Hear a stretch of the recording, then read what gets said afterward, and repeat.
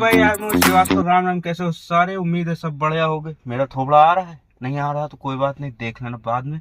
थोड़ा अच्छा भी नहीं लग रहा, नहीं है तो अच्छा है। तो आज के इस वीडियो में हम आपको दिखाने वाले हैं टाटा टिगोर ऑटोमेटिक सीएनजी का ड्राइव रिव्यू। थोड़ा सा ये देखो, यही चीज होती है। अब जैसे हम लोग मैनुअल चला रहे हैं तो ये देखो, ये वाला पैर मेरा इस पे है, ब्रेक वाले पे। ये हटाया, हाँ यहाँ से इसको स्टार्ट करा जाए। अरे तुम कहाँ से होने? हाँ, तो पहली चीज तो ये एसी बहुत तेज हो गया है, इसका धीरे कर देते हैं। एक नंबर पे रखो, कम से कम आवाज आनी चाहिए।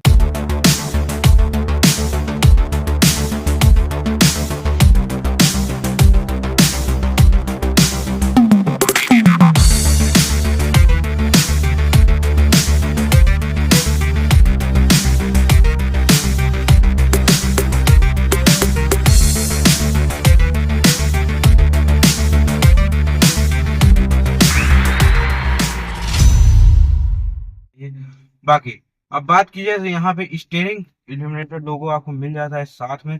स्टेयरिंग तो लाइट है, कोई दिक्कत नहीं है, हल्का स्टेयरिंग है, चलाने में आपको ज्यादा कोई दिक्कत होगी नहीं। और ऑटोमेटिक एसी अगर आप चाहो तो ऑटोमेटिक यहाँ पे आप जो है कर सकते हो। वैसे ये ऑटोमेटिक वाला हो गया है। तो वाइपर्स तो बहुत अच्छे से काम कर रहे हैं, अभी नए हैं तो ये इसलिए। अब यहाँ पे ऑटोमेटिक है तो हमको कुछ नहीं करना, बस ए पे करके हैंड ब्रेक्स डाउन करते हैं और जो है चलते हैं। स्टीयरिंग थोड़ा सा लाइट है, पहले इसका हम क्रीप मोड देखते हैं कितनी स्पीड तक लगभग जाता है। 7 की स्पीड तक लगभग ये जाता है, 7 की स्पीड तक लगभग ये चला जाता है। अब जैसे हम एक्सीलेटर बढ़ देंगे तो देखो, सीएनजी है और 3 सिलेंडर है। 3 सिलेंडर की वजह से यहाँ पे जो है थोड़ी सी साउंड आपको बाहर की आती है। ठीक, ये आप चाहे पेट्रोल लो, आप चाहे ये सीएनजी लो, इसका टिगोर का या टाटा की कोई भी गाड़ी का, तो वहां पे जो है आपको बाहर की इंजन साउंड जो है वो आएगी। उसका रीजन भी यही है, क्योंकि भाई 3 सिलेंडर है तो जिस वजह से दिक्कत करता है। और गेयर भी थोड़ा सा, बाकी लैग तो इसमें हल्का बहुत रहेगा क्योंकि ऑटो में एएमटी है। ओ भैया, गजब है। तो ऑटोमेटिक है, इस वजह से हल्का सा लैग आपको फील हो सकता है। लेकिन बाकी वैसे बात की जाए, ये ब्रेकर पे भी कोई बहुत ज्यादा वो नहीं है। इधर से चलते हैं फिर उधर से वापस आ जाएंगे।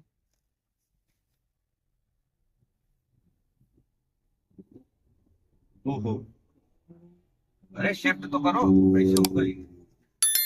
अपने आप करता है? अपने आप तो इतनी आवाज? करते। ए, ऐसे तो नहीं लग रहा। चलो, चौथे गियर पे 60 की स्पीड तक लगभग ये पहुंच गई है। पांचवा भी लगा दिया 60 पे, ये भी ठीक है। अभी ये सीएनजी पे ही चल रही है। और सबसे बढ़िया फायदा इसका ये रहता है, सीएनजी पे स्टार्ट होती है, सीएनजी पे बंद होती है। तो ऐसी कोई प्रॉब्लम नहीं है कि हाँ आपका पेट्रोल पे स्टार्ट हो रही है, पेट्रोल भी पी रही है और सीएनजी भी खा रही है। ऐसा कुछ नहीं है, ये सीएनजी ही खाती है। जब आपको पेट्रोल पिलाना हो तब आप इसका पेट्रोल पिला सकते हैं। वैसे कंपनी कहती है कि आप हफ्ते में 10 से 15 किलोमीटर इसको पेट्रोल पे भी चलाइए, ताकि इसका जो सर्कुलेशन है वो सही रहे, इंजन में मतलब कोई खराबी ना आए। आप अभी देखो, लगभग 67 68 70 के आसपास चल रहे हैं। और टाटा की गाड़ी में कभी आपको ऐसा फील नहीं होगा कि जो है आप इतनी स्पीड पे चल रहे हो। मतलब अगर आप 70 80 की स्पीड पे भी हो तो आपको लगेगा कि 40 50 चल रहे हैं। तो ये चीज, इस स्टेयरिंग की वजह से आपको ऐसा कॉन्फिडेंस आता है। और अगर आप भगाने पे जाओगे तब भी जितनी फुल स्पीड तक अगर इसको जाना होगा, पूरी फुल स्पीड तक जाएगी। आपको ऐसा नहीं लगेगा कि कहीं पे आपका स्टीयरिंग जो है आपको कॉन्फिडेंस लूज करता हुआ दिखाई देगा, ऐसा कुछ नहीं आता। हालांकि इंजन साउंड इसकी बहुत ज्यादा आती है बाहर से। एक तो ऑटोमेटिक है, और 80 पे वो देखो, 80 पे पहुंच गए हैं। 80 पे पहुंच गए, पता नहीं चलता है। ये चीज जो है मतलब सीएनजी में है, और सीएनजी के हिसाब से पिकअप भी बहुत सही है। हालांकि पेट्रोल में इसका लगभग 85 bhp के आसपास पेट्रोल में जनरेट करती है, और सीएनजी में लगभग 73 bhp के आसपास जनरेट करती है। तो पावर फिगर्स सेगमेंट के मुकाबले इसके ज्यादा सही है सीएनजी में भी। जो डिजायर हो गई और ये आपका ऑरा हो गई, ये आपका लगभग 65 टू 70 के आसपास पावर जनरेट करती है। लेकिन सबसे ज्यादा सेगमेंट में पावर भी यही जनरेट करती है। ऑटोमेटिक में सीएनजी भी टाटा ही ऑफर करता है। हाँ, बस ये है कि ये थोड़ा 3 सिलेंडर वाला इंजन पड़ जाता है, और बाकी जो सेगमेंट है उसमें जो है, बाकी जो गाड़ियां हैं उसमें 4 सिलेंडर आ जाता है। ये तो फर्क रहता है। लेकिन 3 सिलेंडर और 4 सिलेंडर में थोड़ा सा हार्शनेस, 3 सिलेंडर में हार्शनेस थोड़ी सी ज्यादा है, इंजन साउंड थोड़ी ज्यादा आ रही है as compare to 4 cylinder engine. अगर होता है तो उसमें साउंड उतनी ज्यादा नहीं आती, आती है बाहर। अल्ट्रोज हम चला रहे हैं, अल्ट्रोज में भी लगभग इंजन साउंड ऐसी ही आती है। हालांकि ये सीएनजी पे चल रही है तो ज्यादा आवाज करती है। अगर हम इसको पेट्रोल पे शिफ्ट कर देते हैं तो ये जो है कम आवाज जो है करती है। अभी बाद में बात करते हैं। तो ये चीज है, सीएनजी पे थोड़ा सा आवाज इसकी ज्यादा रहती है। अगर आप पेट्रोल पे शिफ्ट करोगे तो आपको, अगर सीएनजी से पेट्रोल पे शिफ्ट करोगे, इनिशियली आपको कोई डिफरेंस नहीं लगेगा।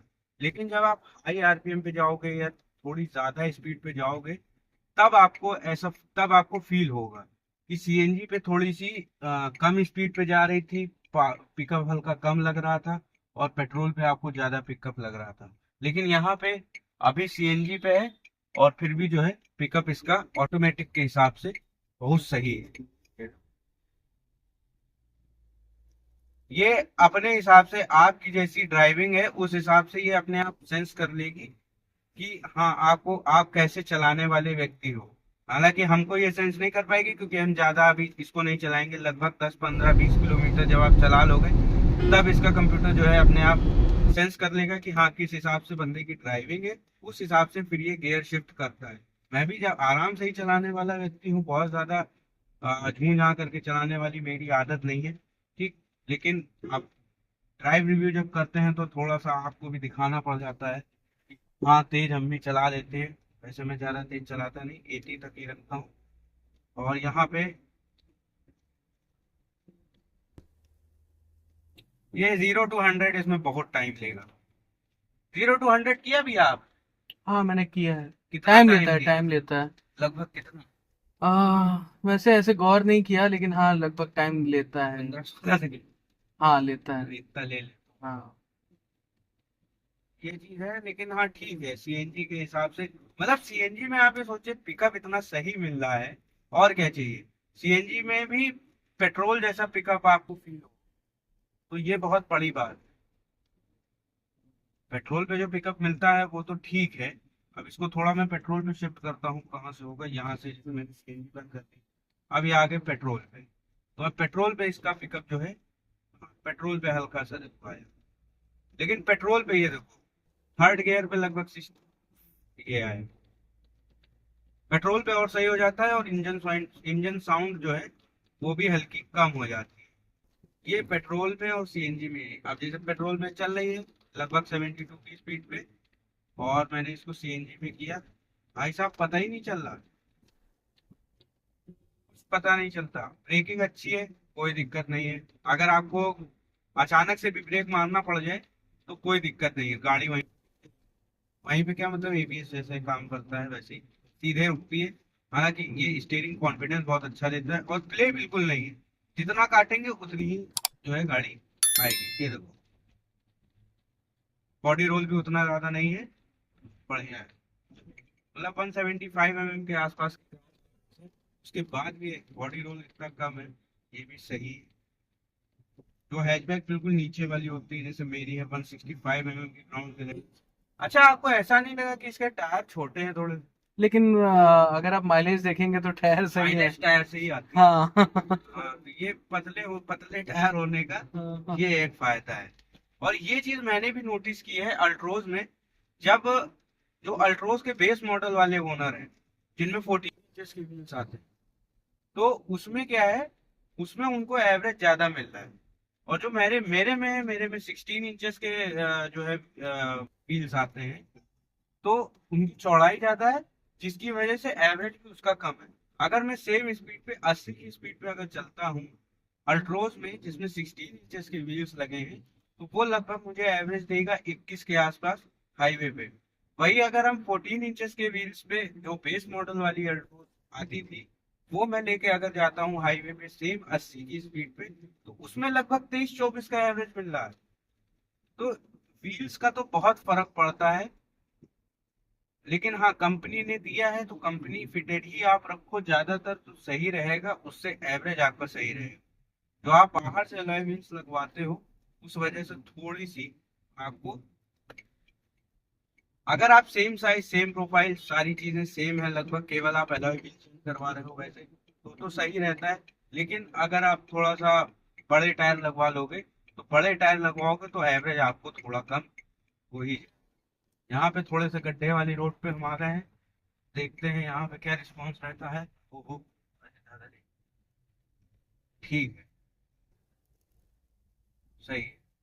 यहाँ पे अगर मैं कोई मारुति की गाड़ी लेके आता हूँ, जैसे ग्लैंजा मैंने उस दिन चलाई थी यहाँ पे, तो थोड़ा सा आवाज ज्यादा आ रही, हचके ज्यादा लग रहे थे।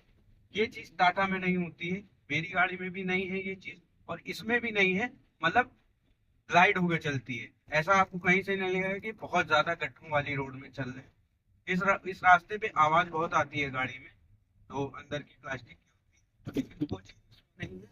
और देखो ग्लाइड होकर चलती है, सस्पेंशन बहुत सही, वेरी गुड। डिजायर डिजायर तो नहीं, ऑरा के मुकाबले इसके सस्पेंशन अच्छे हैं। ऑरा का स्टेयरिंग, हाँ कह सकते हैं कि थोड़ा सा ऑरा के स्टेयरिंग में हल्का सा प्ले भी है, उतना ज्यादा। आप अगर 80-90 के आसपास चलाओगे भी, तो आपको कॉन्फिडेंस तो देगा। 120 तक कॉन्फिडेंस लगभग हर गाड़ी देती है, और अभी आपको 120 तक कॉन्फिडेंस देगी। लेकिन 120 के ऊपर जब आप उसको लेके जाओगे, तब आपको ऐसा लगेगा कि हाँ कॉन्फिडेंस मेरा कहीं पे लो। वो चीज इसमें आपको नहीं मिलती है। और गड्ढों को जिस तरीके से ये टैकल कर रही है, बहुत अच्छा, मतलब आपको ज्यादा गड्ढे फील नहीं होंगे। गड्ढे तो होते हैं, और रास्तों पे तो गड्ढे तो खैर क्या ही बताएं, बारिश का मौसम है, बारिश का मौसम में गड्ढे हो ही जाते हैं। ये कुछ अचानक से ऐसे लोग आ जाते हैं, इन्हीं के लिए डैश कैम बहुत जरूरी है। आप भैया डैश कैम लगवाएं, और जो है सुरक्षित रहें, क्योंकि भले सामने वाले की गलती हो, गलती आपकी दी जाएगी, क्योंकि आप बड़ी गाड़ी से चल रहे हैं। स्टीयरिंग फीडबैक बहुत सही है, लाइट है, हल्का है स्टीयरिंग, जिसकी वजह से कोई दिक्कत नहीं होती। तो जैसे जैसे स्पीड बढ़ती जाएगी, स्टीयरिंग हार्ड होता जाता है। ठीक, यही सबसे ये अच्छे स्टीयरिंग की खासियत होती है, कि कम स्पीड पे है अगर खड़ी है, स्टीयरिंग बिल्कुल लाइट है। जैसे जैसे आप स्पीड बढ़ाओगे, 80, 80, 70, 90, 100 तक पहुंचोगे, उतना ज्यादा स्टीयरिंग में वेट आता जाता है, जिसकी वजह से आपको कॉन्फिडेंस मिलता है। अगर स्टीयरिंग में वेट नहीं आ रहा है, तो कॉन्फिडेंस भी आपको नहीं आएगा, इसकी गारंटी। स्टीयरिंग में वेट आना बहुत जरूरी है, किसी में ज्यादा किसी में कम, लेकिन स्टीयरिंग में वेट आना बहुत जरूरी है। आउट ऑफ 10 अगर हम इसके ड्राइव रिव्यू की बात करें, ऑरा के मुकाबले मैं इसको 8 रेट करूंगा, ऑरा को 7 रेट करूंगा स्टीयरिंग के हिसाब से। इंजन के मामले में और पिकअप के मामले में क्या है, ऑरा को मैं 8 रेट करूंगा, इसको मैं 7 रेट करूंगा। थोड़ा सा इंजन नॉइज ज्यादा आती है हुंडई ऑरा के मुकाबले। डिजायर मैंने चलाई नहीं, इसलिए मैं जो है डिजायर से कंपेयर करूंगा भी नहीं। तो जब डिजायर मिलेगी तब उसके हिसाब से कंपेयर किया जाएगा। एसी की बात करें, एसी बहुत अच्छा है, कोई दिक्कत नहीं है, एसी का रिस्पॉन्स अच्छा है। ऑरा के मुकाबले इसका एसी थोड़ा सा सही लगा मुझे। ऑरा थोड़ा सा टाइम लेता है ठंडा करने में, ये जो है टाइम नहीं ले रहा है, तुरंत जो है ठंडा कर रहा है, ये चीज अच्छी है। इंटीरियर भी ऑरा के मुकाबले इसका ज्यादा सही लग रहा है, मतलब अंदर फील अच्छा आ रहा है। इसकी वजह से स्टीयरिंग, जो यहाँ पे इन्होंने इल्यूमिनेटेड लोगो वाला स्टीयरिंग दिया है, इसकी वजह से बहुत अच्छा फील आता है। तो यही था इसका रिव्यू, उम्मीद है पसंद आया होगा। मिलते हैं नेक्स्ट वीडियो में, till then take care and bye bye.